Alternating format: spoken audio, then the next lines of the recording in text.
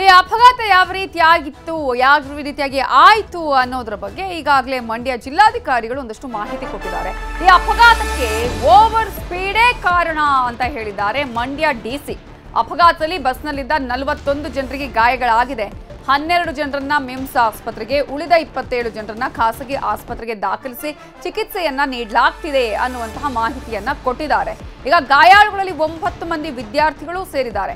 ಆದರೆ ಇಲ್ಲಿ ಮತ್ತೊಂದು ಇರುವಂತಹ ಅಂಶ, ಡ್ರೈವರ್ ಇಲ್ಲಿ ವಾಹನವನ್ನ ಅಂದ್ರೆ ಬಸ್ ಅನ್ನ ಚಾಲನೆ ಮಾಡುವ ಸಂದರ್ಭದಲ್ಲಿ ಮೊಬೈಲ್ ಬಳಸ್ತಾ ಇದ್ರು. ಇದರ ಬಗ್ಗೆ ಕೂಡ ತನಿಖೆ ಮಾಡ್ತೇವೆ. ಜೊತೆಗೆ ರಸ್ತೆ ಗುಂಡಿ ಬಗ್ಗೆ ಕೂಡ ಈಗ ಮಾಹಿತಿ ಕೇಳಿ ಬರ್ತಾ ಇದೆಯಲ್ಲ, ಅದರ ಬಗ್ಗೆನೂ ತನಿಖೆ ಮಾಡ್ತೀನಿ ಅಂತ ಮಂಡ್ಯ ಡಿಸಿ ಹೇಳಿದ್ದಾರೆ. ಅದು ಓವರ್ ಸ್ಪೀಡ್ ಅಂತಲೇ ನಮಗೆ ಮೇಲ್ನೋಟಕ್ಕೆ ಕಾಣ್ತಾ ಇರೋದು. ನಾವು ಕೂಡ ವಿಡಿಯೋ ತರಿಸ್ಕೊಂಡು ನೋಡಿದ್ವಿ. ಸೊ ಹಾಗಾಗಿ ಅವರು ಎಕ್ಸ್ಪ್ರೆಸ್ ಹೈವೇನಲ್ಲಿ ಯಾವ ವೇಗದ ಮಿತಿಯಲ್ಲಿ ಬರ್ತಾ ಇದ್ರು ಅದೇ ವೇಗದ ಮಿತಿಯಲ್ಲಿ ಲೆಫ್ಟ್ ತೊಗೊಂಡಿರೋ ಕಾರಣದಿಂದಲೇ ಅದಾಗಿರತಕ್ಕಂಥದ್ದು. ವಿಡಿಯೋ ಕೂಡ ಪರಿಶೀಲನೆ ಮಾಡಿದ್ದೀವಿ. ಹಾಗಾಗಿ ಓವರ್ ಸ್ಪೀಡೇನೆ ಅದು ಪರಿಶೀಲನೆ ಮಾಡಿಸ್ತೀವಿ, ಚೆಕ್ ಮಾಡಿಸ್ತೀವಿ. ಬಟ್ ಆ ಭಾಗದಲ್ಲಿ ಅವರು ಲೆಫ್ಟ್ ತೊಗೊಂಡಿದ್ದು ನಾವು ನೋಡೋದ ಪ್ರಕಾರ ಮೇಲ್ನೋಟಕ್ಕೆ ನಾನು SP ಹತ್ರನೂ ಡಿಸ್ಕಸ್ ಮಾಡಿದೆ, ಮತ್ತು ವಿಡಿಯೋನೂ ಕೂಡ ತರಿಸ್ಕೊಂಡು ನೋಡಿದ್ದೀನಿ. ಬಟ್ ಅವರು ಎಕ್ಸ್ಪ್ರೆಸ್ ಹೈವೇನಲ್ಲಿ ಯಾವ್ದು ವೇಗ ಮಿತಿ ಹೋಗ್ತಾ ಇತ್ತು ಅದೇ ಸ್ಪೀಡಲ್ಲಿ ಲೆಫ್ಟ್ ತೊಗೊಂಡಿರೋದ್ರಿಂದ ಹಂಗಾಗಿದೆ ಅಂತ ಹೇಳ್ತಾವ್ರೆ. ವೆರಿಫೈ ಮಾಡಿಸ್ತೀನಿ. ನಾನು NH ಅಧಿಕಾರಿಗಳು ಕೂಡ ಮಾತಾಡಿ ಅವ್ರನ್ನೂ ಕರೆಸಿ ವೆರಿಫೈ ಮಾಡಿಸ್ತೀನಿ. ಇದರ ಬಗ್ಗೆ ಇನ್ನಷ್ಟು ಡೀಟೇಲ್ಸ್ ಅನ್ನ ಕೊಡೋದಕ್ಕೆ ನಮ್ಮ ರಿಪೋರ್ಟರ್ ಸುನಿಲ್ ಈಗ ನೇರ ಸಂಪರ್ಕದಲ್ಲಿ ಜಾಯ್ನ್ ಆಗಿದ್ದಾರೆ. ಸುನಿಲ್, ಈಗಾಗಲೇ ಬಸ್ ಆಕ್ಸಿಡೆಂಟ್ಗೆ ಏನ್ ಕಾರಣ ಅನ್ನುವಂತಹ ಪ್ರಾಥಮಿಕ ಮಾಹಿತಿಯಲ್ಲಿ ಈಗ ಡಿಸಿ ಹೇಳ್ತಾ ಇರೋದು ಅಲ್ಲಿ ಓವರ್ ಸ್ಪೀಡ್ ಅಂತ ಹೇಳಿ. ಬಟ್ ನಿಜವಾಗ್ಲೂ ಅದೇ ಕಾರಣನಾ? ರಸ್ತೆ ಗುಂಡಿ ಇದ್ದಿದ್ದು ಈ ರೀತಿಯಾಗಿ ಆಗೋದಕ್ಕೆ ಕಾರಣ ಆಯ್ತಾ? ಈ ಗಾಯಾಳುಗಳ ಪರಿಸ್ಥಿತಿ ಹೇಗಿದೆ? ಕೆಲವರು ಗಂಭೀರವಾಗಿ ಗಾಯಗೊಂಡಿದ್ದಾರೆ ಅಂತ ಕೂಡ ಮಾಹಿತಿ ಲಭ್ಯ ಆಗ್ತಾ ಇದು. ಅವರ ಸ್ಥಿತಿ ಹೇಗಿದೆ? ಖಂಡಿತ ನವಿತಾ, ಇವತ್ತು ಬೆಳಗ್ಗೆ ಈ ಒಂದು ಅಪಘಾತ ನಡೆದಿರುವಂತದ್ದು. ಅಂದ್ರೆ ತುಮಕೂರಿನಿಂದ ಬೆಳಗ್ಗೆ ಹೊರಟಂತ ಬಸ್ಸು ಮಂಡ್ಯಗೆ ಎಂಟ್ರಿಯನ್ನ ಕೊಡುವಂತಹ ಸಂದರ್ಭದಲ್ಲಿ, ಅಂದ್ರೆ ಬೆಂಗಳೂರು ಮೈಸೂರು ಹೆದ್ದಾರಿ ಏನಿದೆ, ಈ ಹೆದ್ದಾರಿಯಿಂದ ಸರ್ವಿಸ್ ರಸ್ತೆಗೆ ಬಸ್ಸು ಬರುವಂತಹ ಸಂದರ್ಭದಲ್ಲಿ ಈ ಒಂದು ಅಪಘಾತ ಸಂಭವಿಸಿರುವಂತದ್ದು. ಈಗಾಗ್ಲೇ ಏನು ಆ ದೃಶ್ಯಾವಳಿಗಳು ಅಂದ್ರೆ CCTV ದೃಶ್ಯಾವಳಿಗಳನ್ನ ನೋಡಿದಂತ ಸಂದರ್ಭದಲ್ಲಿ ಅತಿ ವೇಗವಾಗಿ ಬಸ್ಸು ಬಂದಂತ ಸಂದರ್ಭದಲ್ಲಿ ಸರ್ವಿಸ್ ರಸ್ತೆನಲ್ಲಿ ಪಲ್ಟಿ ಆಗಿರುವಂತದ್ದು ಕಂಡು ಬರ್ತಾ ಇರ್ತಕ್ಕಂಥದ್ದು. ಈ ಹಿನ್ನೆಲೆಯಲ್ಲಿ ಈಗಾಗಲೇ CCTV ದೃಶ್ಯಾವಳಿಗಳನ್ನ ಆಧರಿಸಿ ಮಂಡ್ಯ ಜಿಲ್ಲಾಧಿಕಾರಿಗಳು ಕೂಡ ಮೇಲ್ನೋಟಕ್ಕೆ ಇದು ವೇಗವಾಗಿ ಬಂದು ಅಪಘಾತ ಸಂಭವಿಸಿದೆ ಅನ್ನುವಂತ ಮಾತನ್ನ ಹೇಳಿದ್ರು. ಆದ್ರೆ ಕೆಲವೊಬ್ಬರು ಒಂದಷ್ಟು ಆರೋಪಗಳನ್ನ ಮಾಡಿದ್ರು. ಅಂದ್ರೆ ರಸ್ತೆಯಲ್ಲಿ ಗುಂಡಿ ಇರುವಂತದ್ದು, ಅವೈಜ್ಞಾನಿಕವಾಗಿ ಸರ್ವಿಸ್ ರಸ್ತೆ ಇರುವಂತದ್ದು, ಹೀಗಾಗಿ ಈ ಒಂದು ಘಟನೆ ನಡೆದಿದೆ ಅನ್ನುವಂತ ಆರೋಪಗಳನ್ನ ಮಾಡಿದ್ರು. ಇನ್ನೊಂದಷ್ಟು ಜನರು ಬಸ್ಸಲ್ಲಿ ಇದ್ದಂತವ್ರು ಚಾಲಕ ಮೊಬೈಲ್ ಅನ್ನ ಉಪಯೋಗಿಸ್ತಾ ಇದ್ದ, ಹೀಗಾಗಿ ಅಪಘಾತ ಸಂಭವಿಸ್ತು ಅನ್ನುವಂತ ಮಾತನ್ನ ಹೇಳ್ತಾ ಇರುವಂತದ್ದು. ಈ ನಿಟ್ಟಿನಲ್ಲಿ ತನಿಖೆಯನ್ನ ಮಾಡ್ತೇವೆ ಅನ್ನುವಂತ ಮಾತನ್ನ ಕೂಡ ಮಂಡ್ಯ ಜಿಲ್ಲಾಧಿಕಾರಿಗಳು ಹೇಳ್ತಾ ಇದ್ದಾರೆ.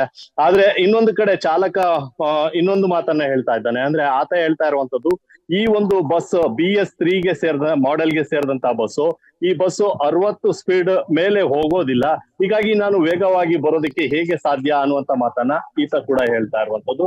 ಇದರ ಜೊತೆಗೆ ಏನು ಬ್ರೇಕ್ ಲೈನರ್ ಏನಿತ್ತು ಅದು ಜಾಮ್ ಆಗಿ ಈ ರೀತಿಯಾದಂತ ಪಲ್ಟಿ ಆಗಿರುವಂತದ್ದು, ಇದ್ರಲ್ಲಿ ನಂದೇನು ತಪ್ಪಿಲ್ಲ ಅನ್ನುವಂತ ಮಾತನ್ನ ಚಾಲಕ ಕೂಡ ಹೇಳ್ತಾ ಇರುವಂತದ್ದು. ಹೀಗಾಗಿ ಒಟ್ಟಾರೆಯಾಗಿ ಈ ವಿಚಾರವಾಗಿ ತನಿಖೆಯನ್ನ ಮಾಡಿಸ್ತೇವೆ ಅನ್ನುವಂತ ಮಾತನ್ನ ಮಂಡ್ಯ ಜಿಲ್ಲಾಧಿಕಾರಿಗಳು ಈಗಾಗಲೇ ಹೇಳಿದ್ದಾರೆ. ಒಬ್ಬೊಬ್ಬರು ಒಂದೊಂದು ಆರೋಪಗಳನ್ನ ಮಾಡ್ತಾ ಇರುವಂತದ್ದು. ಹೀಗಾಗಿ ತನಿಖೆಯಿಂದ ಯಾವ ಕಾರಣಕ್ಕೆ ಈ ಒಂದು ಬಸ್ ಅಪಘಾತ ಆಯ್ತು ಅನ್ನುವಂಥದ್ದು ಕಂಡು ಬರುತ್ತೆ. ಇನ್ನು ಉಳಿದಂತೆ ಬಸ್ ನಲ್ಲಿ ಇದ್ದಂತವ್ರು ಸುಮಾರು 50 ರಿಂದ 60 ಜನರು ಬಸ್ ನಲ್ಲಿ ಇದ್ರು ಅಂತ ಹೇಳಾಗ್ತಾ ಇರುವಂತದ್ದು. ಅದರಲ್ಲಿ ಈಗಾಗಲೇ ಜಿಲ್ಲಾಧಿಕಾರಿಗಳು ಮಾಹಿತಿ ಕೊಟ್ಟ ಪ್ರಕಾರ 41 ಜನರಿಗೆ ಗಾಯಗಳಾಗಿದೆ ಅನ್ನುವಂತ ಮಾತನ್ನ ಹೇಳಿದ್ದಾರೆ. ಅದರಲ್ಲಿ ಪ್ರಮುಖವಾಗಿ ಒಂದಿಬ್ಬರಿಗೆ ಮಾತ್ರ ದೊಡ್ಡ ಮಟ್ಟದ ಗಾಯಗಳಾಗಿರುವಂತದ್ದು. ಅವರಿಗೆ ಈಗಾಗಲೇ ಚಿಕಿತ್ಸೆಯನ್ನ ಕೊಡಿಸ್ತಾ ಇದೀವಿ. ಈ ಚಿಕಿತ್ಸಾ ವೆಚ್ಚವನ್ನ ಈಗಾಗಲೇ KSRTC ಇಲಾಖೆ ಏನಿದೆ ಅದು ಭರಿಸುತ್ತೆ ಅನ್ನುವಂತ ಮಾತನ್ನ ಕೂಡ DC ಅವರು ಹೇಳ್ತಾ ಇರುವಂತದ್ದು. Navita, okay, thank you Sunil ಡೀಟೇಲ್ಸ್ಗೆ. ಏನು ಈ ಒಂದು ಬಸ್ ಅನ್ನ ಡ್ರೈವ್ ಮಾಡ್ತಾ ಇದ್ದಂತಹ ಡ್ರೈವರ್ ಮಾತನಾಡಿದ್ದಾರೆ, ಏನ್ ಹೇಳಿದ್ದಾರೆ ನೋಡಿ. ಆ ಟೈಮಲ್ಲಿ ಬರ್ತಾ ಇದ್ದೆ, ಆ ಕಡೆ ಇದ್ದ ಗಾಡಿ ಒಂದು 40ರಾಗಿತ್ತು, ಲೋಡೂ ಇತ್ತು. ಬ್ರೇಕು ಒಂದ್ಸಲಿ ಹೊಡೆದೆ, ಪೆಡ್ಲು ಫುಲ್ಲು ರೈಟ್ ಸೈಡು ಅಲ್ಲ ಲೆಫ್ಟ್ ಸೈಡು ಫುಲ್ಲು ಟೈರ್ ಹೋಗಿತ್ತು, ಲೈನರ್ ಜಾಮ್ ಆಗಿಬಿಡ್ತು. ಫಸ್ಟು ಒಂದು ಬ್ರೇಕ್ ಹೊಡೆದಾಗ ಅವಾಯ್ಡ್ ಆಗಲಿ, ಅಂದರೆ ಒಂದು ಬ್ರೇಕ್ ಹೊಡೆದಾಗ ಅದು ಜರ್ಕೊಂಡು ಹಂಗೆ ಹೋಗ್ತಾಯಿತ್ತು ಗಾಡಿ. ಇನ್ನೊಂದು ಪೆಡ್ಲ್ ಹೊಡೆದಾಗ ಫುಲ್ಲು ರೈಟ್ಗೆ ಹಿಡ್ದಿದ್ದು ಲೆಫ್ಟಿಗೆ ಕಿತ್ಕೊಂಡು ಹೋಗ್ಬಿಡ್ತು. ನಾವು ತುಮಕೂರಿದ್ದ ಮೈಸೂರಿಗೆ ಸ್ಟ್ಯಾಂಡಿಂಗ್ ಇತ್ತು ಸರ್. ಇತ್ತು, ಸ್ಟೂಡೆಂಟು ಇದ್ದರು, ಮಾಮೂಲು. ಫಸ್ಟ್ ಇದು ಬಸ್ ಡ್ರೈವರ್ ಈಗಾಗಲೇ ಹೇಳ್ತಾ ಇದ್ರು ಏನೇನು ಆಗಿದೆ ಅನ್ನೋದರ ಬಗ್ಗೆ. ಈಗ ಹಾಸ್ಪಿಟಲ್ನಲ್ಲಿ ಈಗ ಅನೇಕರಿಗೆ ಚಿಕಿತ್ಸೆಯನ್ನು ನೀಡಲಾಗ್ತಾ ಇದೆ. ಈಗಾಗಲೇ ಅಲ್ಲಿನ DC ಕೂಡ ಮಾಹಿತಿಯ ಕೊಟ್ಟ ಹಾಗೆ ಒಂದಷ್ಟು ಜನರನ್ನ ಮಿಮ್ಸ್ ಆಸ್ಪತ್ರೆಗೆ ದಾಖಲಿಸಲಾಗಿದೆ. ಅದರಲ್ಲಿ 17 ಜನರನ್ನ ಮಿಮ್ಸ್ ಆಸ್ಪತ್ರೆಗೆ ದಾಖಲಿಸಲಾಗಿದೆ. 27 ಜನರನ್ನ ಖಾಸಗಿ ಆಸ್ಪತ್ರೆಯಲ್ಲಿ ದಾಖಲಿಸಿ ಚಿಕಿತ್ಸೆಯನ್ನು ನೀಡಲಾಗ್ತಿದೆ ಅನ್ನುವಂಥ ಮಾತನ್ನು ಕೂಡ ಈಗಾಗಲೇ ಜಿಲ್ಲಾಧಿಕಾರಿಗಳಾಗಿರುವಂತಹ ಡಾಕ್ಟರ್ ಕುಮಾರ್ ಹೇಳಿದರು. ಹಾಗೆಯೇ ಅವರು ಕೂಡ ಭೇಟಿ ಕೊಟ್ಟು ಅಲ್ಲಿ ಪರಿಶೀಲನೆಯನ್ನು ನಡೆಸಿದ್ದಾರೆ. ಗಾಯಾಳುಗಳ ಆರೋಗ್ಯ ಕ್ಷೇಮವನ್ನು ವಿಚಾರಿಸಿದ್ದಾರೆ. ಏನಾಯಿತು ಅನ್ನೋದ್ರ ಬಗ್ಗೆ ಕೂಡ ಅವರಿಂದನೂ ಮಾಹಿತಿ ಪಡ್ಕೊಂಡಿದ್ದಾರೆ.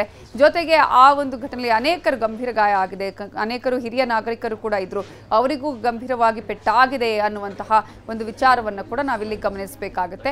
ಆಸ್ಪತ್ರೆಗೆ ದಾಖಲಿಸಿ ಈಗ ಗಾಯಾಳುಗಳಿಗೆ ಚಿಕಿತ್ಸೆಯನ್ನು ನೀಡಲಾಗ್ತಾ ಇದೆ. ಈಗ ಈ ಒಂದು ಸಂದರ್ಭದಲ್ಲಿ ಮತ್ತೊಂದು ಪ್ರಮುಖವಾಗಿ ಈಗ ಏನು ಆಯಿತು, ಯಾವ ಕಾರಣಕ್ಕಾಗಿ ಈ ಒಂದು ಆಕ್ಸಿಡೆಂಟ್ ನಡೆಯಿತು, ಯಾಕಂದರೆ ಬೆಂಗಳೂರು ಎಕ್ಸ್ಪ್ರೆಸ್ ಹೈವೇಯ ಸಂದರ್ಭದಲ್ಲಿ ಯಾವ ಸ್ಪೀಡಲ್ಲಿ ಇದ್ರು ಅದೇ ಸ್ಪೀಡಲ್ಲಿ ಇದ್ರು ಅಂತ ಈಗ DC ಹೇಳ್ತಾರೆ. ಆದರೆ ಡ್ರೈವರ್ ಹೇಳ್ತಾ ಇರೋದೇ ಬೇರೆ. ಕನ್ನಡಿಗರ ಮೆಚ್ಚಿನ ನಿಮ್ಮ ನ್ಯೂಸ್ 18 ಕನ್ನಡ ಈಗ ವಾಟ್ಸ್ಆಪ್ನಲ್ಲಿಯೂ ಲಭ್ಯ.